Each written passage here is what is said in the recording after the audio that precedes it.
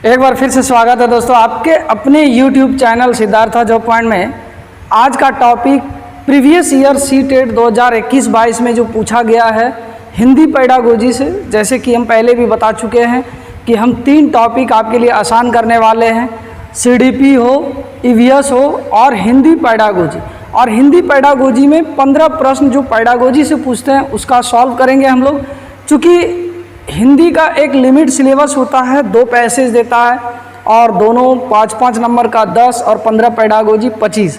5 number के लिए हम आपको ज़्यादा बोझिल नहीं बनाएंगे, आपके ऊपर बोझ नहीं डालेंगे। आप 15 पेडागोजी कर लीजिए, उसके बाद CDP का 30, EVS का, और एक सीरीज चलाए हुए हैं हम प्रीवियस ईयर 2021-22।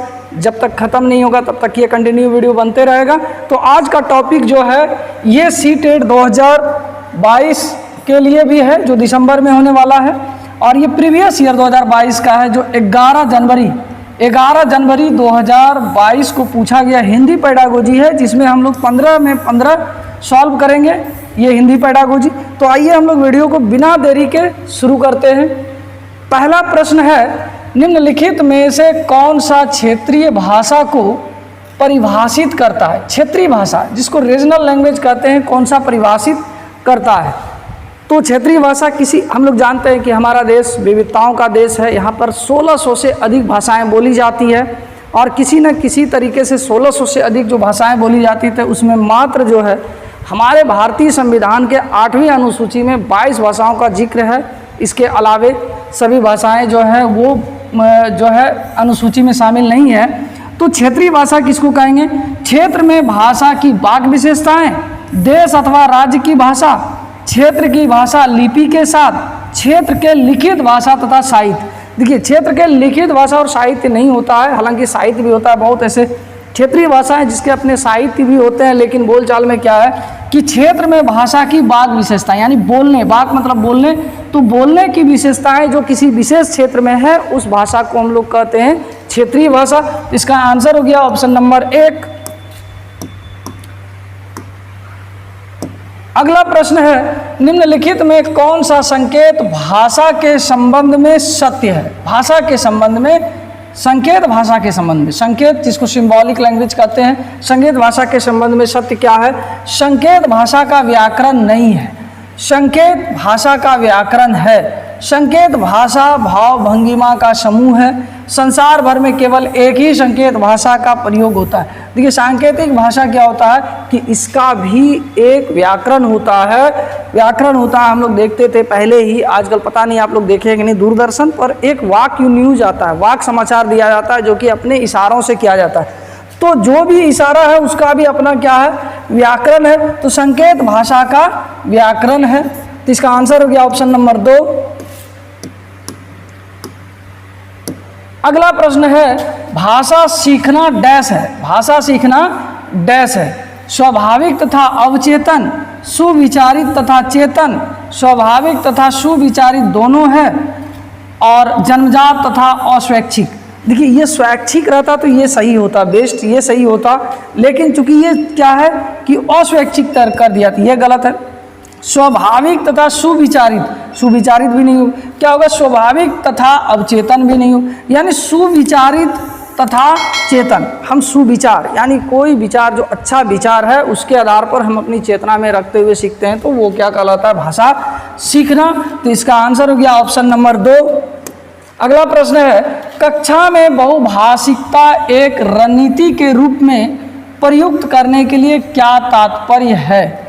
बहुभाषिकता से बहुत सारा क्वेश्चन आता है, 1-2 तो हर बार रह ही जाता है बहुभाषिकता से।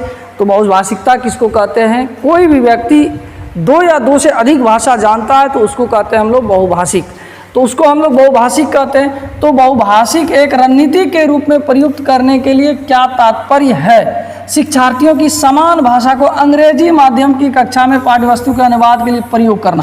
अंग्रेजी माध्यम या किसी माध्यम में हम अनुवाद सीख रहे हैं तो वो द्विभाषी नहीं हो सकता, वो बहुभाषी नहीं हो सकता। तो ये ऑप्शन गलत हो गया। शिक्षार्थियों की भाषा को भाषाओं के शिक्षण, अधिगम तथा विषय वस्तु के लिए प्रयोग करना। कोई भाषा है, या यहाँ देखिए भाषा भी लिखा है, भाषाओं लिखा है, कोई भाषा या दूसरी भाषाओं का जब हम शिक्षण अधिगम में किसी विषय वस्तु के लिए प्रयोग करते हैं तो वो विद्यार्थी कहलाता है क्या? बहुभाषी। तो इसका आंसर हो गया ऑप्शन नंबर 2। अगला प्रश्न है, निम्नलिखित में से कौन सा भारत में हिंदी भाषा के संबंध में सत्य है? हिंदी भाषा के संबंध में कौन सा सत्य है? यह भारत की राष्ट्रभाषा, हालांकि हम लोग लिख देते हैं राष्ट्रभाषा। यह शिक्षा में समान द्वितीय भाषा है। यह भारत की राज्य भाषा है। इनमें से कोई नहीं। देखिए इसका थोड़ा सा विवादित है, ये राष्ट्रभाषा हिंदी है ही नहीं, लेकिन माना गया है हम लोग बोलचाल में, लेकिन संविधान में कहीं लिखित ये नहीं है कि भारत का राष्ट्रभाषा हिंदी होगी, ऐसा नहीं लिखा हुआ। और यह शिक्षा में समान द्वितीय भाषा है। शिक्षा में समान द्वितीय भाषा भी नहीं है, कहीं प्रथम भाषा भी है, कहीं द्वितीय भाषा भी है। दक्षिण भारत चले जाइए, वहाँ पर हिंदी का नामो निशान भी नहीं है। तो यह भारत की राज्य भाषा है, यानी राष्ट्रभाषा है, न राज्य भाषा है न राष्ट्रभाषा है। तो इसका आंसर ऐसे भी जो है सी टेट वाले थोड़ा विवादित रखे हैं, तो इनका आंसर होना चाहिए इनमें से कोई नहीं। अगला प्रश्न है, निम्नलिखित में से आप किसे प्रमाणिक सामग्री के रूप में स्वीकार नहीं करेंगे? प्रमाणिक सामग्री के रूप में स्वीकार नहीं करेंगे। पत्रकारिता से एक कार्टून, पत्रकारिता यानी जो पत्रकार हैं उससे एक कार्टून बनाना, समाचार पत्र में एक विज्ञापन, पाठ्य पुस्तक लेखक द्वारा कोविड-19 पर लिखा निबंध, प्रसिद्ध लेखक प्रेमचंद के द्वारा लिखी लघु कथा। देखिए इसमें प्रमाणिक सामग्री स्वीकार नहीं करते। प्रमाणिक सामग्री क्या होता है? पत्रकारिता अपना कुछ लिखता है या इमोशन चीज़ लिखता है या फिर भाव लिखता है, तो वो कार्टून के द्वारा ये है। समाचार पत्र में एक विज्ञापन भी, ये भी क्या है? एक भाषा का रूप है जिसको हम विज्ञापन देख के समझते हैं। पाठ्य पुस्तक लेखक द्वारा कोविड-19 पर लिखा निबंध, ये एक निबंध है। प्रसिद्ध लेखक प्रेमचंद के द्वारा लिखी लघु कथा, यानी आप किसे प्रमाणिक सामग्री के रूप में स्वीकार नहीं करेंगे। तो प्रमाणिक सामग्री क्या है? ये नहीं है। तो इसका आंसर हो गया ऑप्शन नंबर 3, पाठ्य पुस्तक लेखक द्वारा कोविड-19 पर लिखा निबंध। अगला प्रश्न है, कक्षा 8 की शिक्षिका अपने शिक्षार्थियों को पाठ पढ़ने के लिए अनुवर्ती कार्य के रूप में क्रम से कहानी की घटनाओं तथा विचारों को लिखने के लिए कहती है। वह क्या कर रही है? क्या कर रही है शिक्षिका अपने शिक्षार्थी को पाठ पढ़ने के अनुवर्ती कार्य के रूप में, अनुवर्ती कार्य यानी जो आगे आए अनुवर्ती कार्य के रूप में क्रम से कहानी की घटनाओं तथा विचारों को लिखने के लिए कहती है। तो वह क्या करती है? अपने शिक्षार्थियों को उप विषय वस्तु के निर्माण के लिए कह रही है, अपने शिक्षार्थी को कहानी दोबारा पढ़ने के लिए कह रही है, उनके लेखन कौशलों को पुनर्बलन दे रही है, उनके कौशल को याद करने को बढ़ावा दे रही है। याद करने को बढ़ावा नहीं, पुनर्बलन तो यहाँ मिल नहीं रहा है। क्या कर रहा है? पाठ पढ़ने के अनुवर्ती कार्य के रूप में क्रम से कहानी की घटनाओं तथा विचारों को लिखने के लिए कह रही है। तो क्या होगा कि अपने शिक्षार्थी को उप विषय वस्तु के निर्माण के लिए कह रही है कि उसके अंदर उप विषय वस्तु आए, जो हम कहानी सुनाए उसको अब हम क्रम से लिखने कह रहे हैं। तो इसका आंसर हो गया ऑप्शन नंबर 1। अगला प्रश्न है, निम्नलिखित कथनों में से कौन सा भाषा की कक्षा में साहित्यिक पाठ्य सामग्री के शिक्षण के संबंध में सत्य नहीं है? कि नहीं है, इसको गौर कीजिएगा। साहित्यिक पाठ्य सामग्री का प्रयोग व्याकरण शिक्षण के लिए किया जाना चाहिए। पाठ्य सामग्री सराहना, आनंद तथा मजे के लिए होती है। साहित्यिक पाठ्य सामग्री समालोचनात्मक चिंतन का विकास करती है। इनमें से कोई नहीं। देखिए इसमें क्या होता है कि साहित्यिक पाठ्य व्याकरण शिक्षण नहीं होता है। साहित्य जैसे मान लिया जाए कि हम प्रेमचंद का गोदान पढ़ रहे हैं, तो क्या उसमें हम व्याकरण सीख सकते हैं? नहीं, व्याकरण के लिए हम व्याकरण शिक्षण के लिए नहीं कर सकते हैं। तो इसका आंसर हो गया ऑप्शन नंबर 1। अगला प्रश्न है, रवि समाचार पत्र में एक लेख पढ़ता है जिससे कि वह अगले दिन अपने समूह में उस पाठ्य वस्तु का संपूर्ण विचार प्रस्तुत कर सके।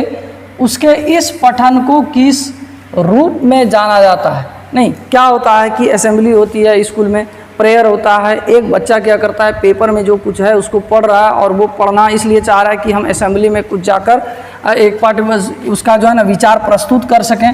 तो उसके इस पठन को किस रूप में जाना जाता है? पंक्तियों के बीच पठन, पंक्तियों से पर का पठन, पर मतलब बाहर, बारीकी से पठन, सरसरी तौर पर पढ़ना, इसलिए पढ़ रहा है कि उसको सरसरी तौर पर पढ़ रहा है ताकि हम उस सुविचार को प्रस्तुत कर सकें असेंबली में। तो इसका आंसर हो गया ऑप्शन नंबर 4।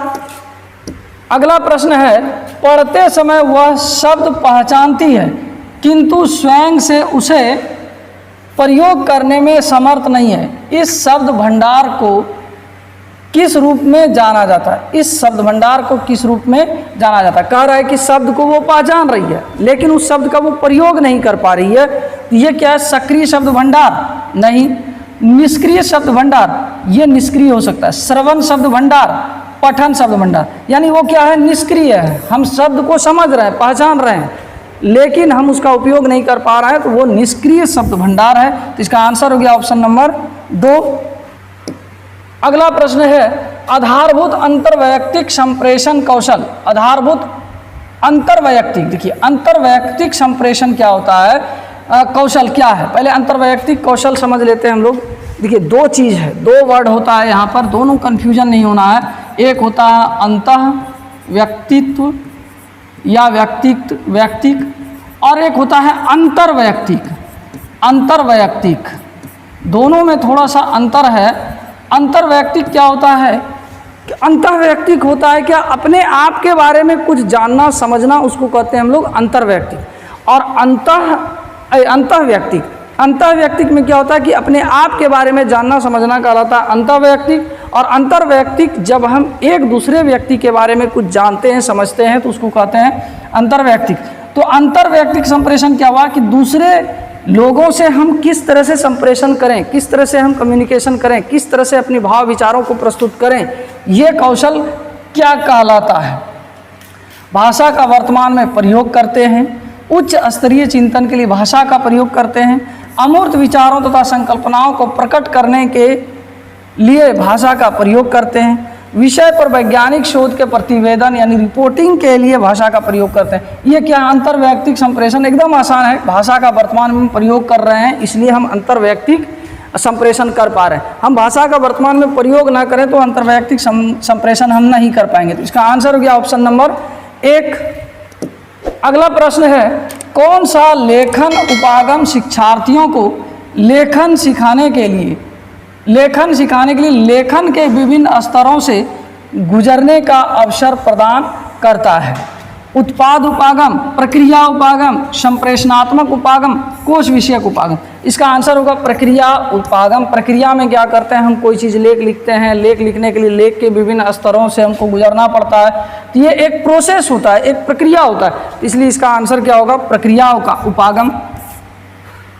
अगला प्रश्न है, अरुल और राहुल शिक्षक अपनी छायाकरण की कक्षा में पहले व्याकरण बिंदुओं यानी वाच्य और काल का परिचय देते हैं और यह समझाते हैं कि नियम किस तरह बनते हैं और किस तरह संदर्भ का प्रयोग करते हैं।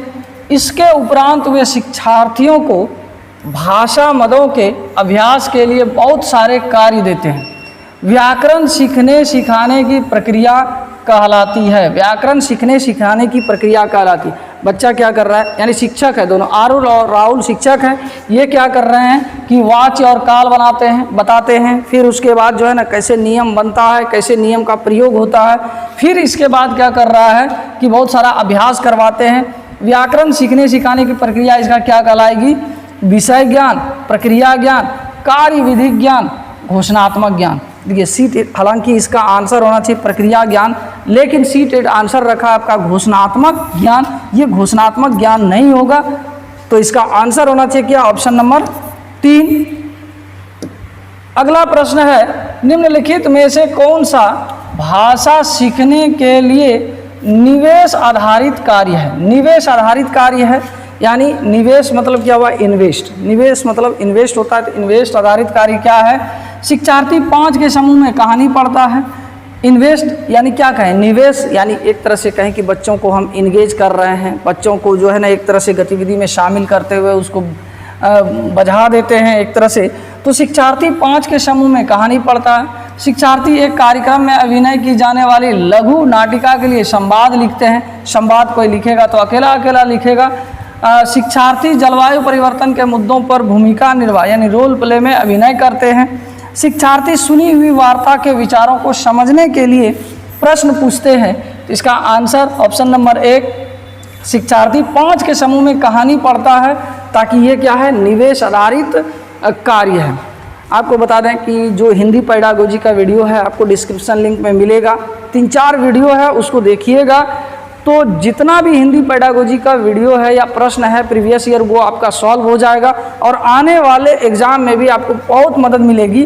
तो आपको हम डिस्क्रिप्शन लिंक में दे देंगे हिंदी पेडागोजी का, तो आप उसको देख लीजिएगा। हालांकि वो ब्लैक बोर्ड पर व्हाइट बोर्ड पर बनाया हुआ है वीडियो, उस समय डिजिटल बोर्ड नहीं था। तो आइए अगला प्रश्न हम लोग देखते हैं। निम्नलिखित में से कौन सी भाषा शिक्षा की संकल्पना नहीं है? भाषा शिक्षा की संकल्पना नहीं है। व्याकरण अनुवाद विधि ये एकदम है भाषा संकल्पना। व्याकरण नहीं जानेंगे तो ये भाषा शुद्ध नहीं लग सकते हैं। ध्वनि की तरंग की लंबाई, प्रथम भाषा का हस्तक्षेप, त्रुटि शुद्धि, यानी ध्वनि की तरंग लंबाई हम कितना जोर से बोल रहे हैं, कितना धीरे बोल रहे हैं, ये जो है भाषा शिक्षा का संकल्पना नहीं है। यानी इसका आंसर हो गया ऑप्शन नंबर 2। और प्रथम भाषा का हस्तक्षेप क्या होगा कि हम कोई भी भाषा दूसरी भाषा सीखेंगे तो पहली भाषा, जैसे हम लोग बच्चे में क्या करते थे, संस्कृत में अनुवाद बनाते हैं या इंग्लिश में ट्रांसलेट करते हैं, तो पहली भाषा का वो हस्तक्षेप होता है, तब हम दूसरी भाषा सीख सकते हैं। त्रुटि सिद्धि, कोई त्रुटि कर रहे हैं हम उसको शुद्ध कर रहे हैं, ये भी क्या है, भाषा शिक्षण की एक संकल्पना है। तो ये था 11 जनवरी 2022 को पूछे गए हिंदी पेडागोजी का 15 में से 15 प्रश्न। तो उम्मीद करते हैं वीडियो आपके लिए उपयोगी भी हो और समझ में भी आ गया होगा। और डिस्क्रिप्शन लिंक में हम बहुत सारा वीडियो बनाए हुए हैं, जो कि CDP है, EVS है, EVS पेडागोजी है, फिर जाके आपका जो प्रीवियस ईयर है उसको बना ही रहे हैं। तो उम्मीद करते हैं उन वीडियो से भी आप उठाएंगे। और जो यहाँ तक देखते देखते पहुँच गए हैं, अब तक चैनल को सब्सक्राइब नहीं किए हैं, हम जानते हैं कि भूल भी गए होंगे, तो जल्दी से पहले आप सब्सक्राइब कर लीजिएगा। मिलते हैं अगले वीडियो में, तब तक के लिए जय हिंद।